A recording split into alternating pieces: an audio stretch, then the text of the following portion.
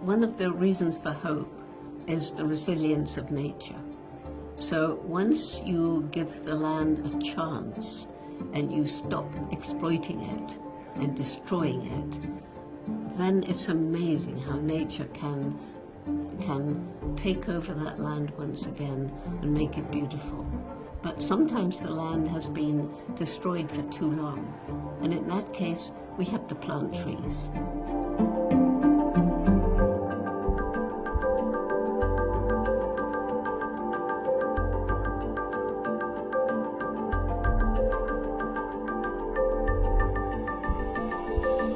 Gombe was part of the equatorial forest belt in 1960 when I began. By 1990, it was a little island of forest surrounded by completely bare hills.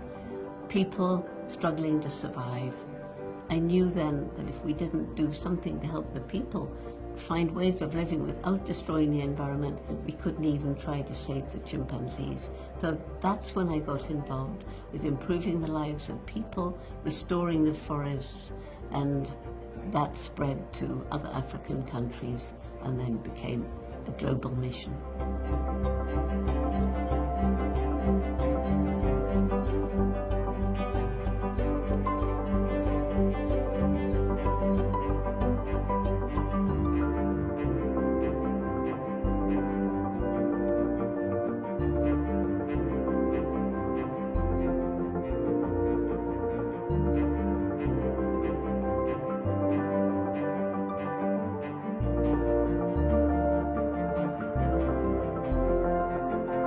Regreening the land means saving tropical forests, restoring forests where it's possible, and planting trees. And planting trees is something everybody can do, and that's why this trillion tree challenge is so important.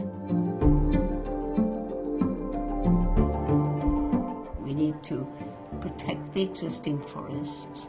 We need to try and restore the forest and the land around the forest that hasn't been degraded for too long, where the seeds and the roots in the ground can sprout up and once again reclaim that land and make it an amazing forest ecosystem.